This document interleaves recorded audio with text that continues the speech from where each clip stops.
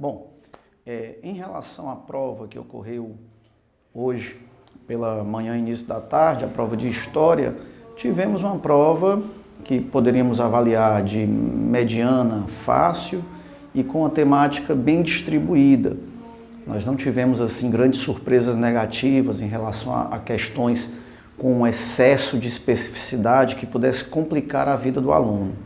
Uma exceção talvez a gente pode fazer em relação a uma questão de História do Brasil que versou sobre a composição partidária durante a elaboração da primeira Constituição de 1823, a Constituição do Brasil, chamada na época de Constituição da Mandioca, um anteprojeto que sequer passou. Então havia uma questão que exigia as nuances dos grupos políticos, mas com exceção dessa questão, as demais foram bastante tranquilas.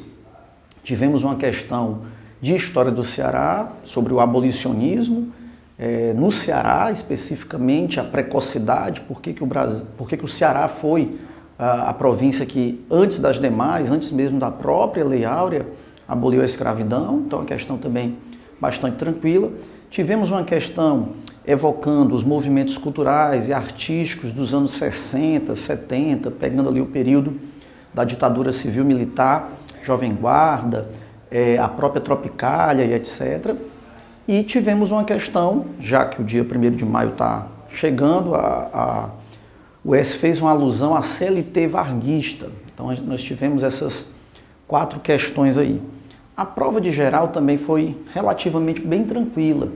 Tivemos uma questão de Império Romano, sobre a queda do Império Romano, a relação das invasões bárbaras germânicas, não como a causa definitiva, mas como, digamos, uma consequência de uma crise econômica, política anterior à própria queda. Questão bem feita, bem inteligente. Ainda em História Geral, tivemos uma questão sobre feudalismo. Essa questão tinha um item um tanto quanto radical demais sobre a postura da Igreja Católica, separando homens como espirituais e mulheres como carnais. Talvez esse item tenha dado algum problema, talvez destoasse, mas os outros itens estavam bem razoáveis e davam inclusive para você fazer por eliminação, então também foi uma questão tranquila.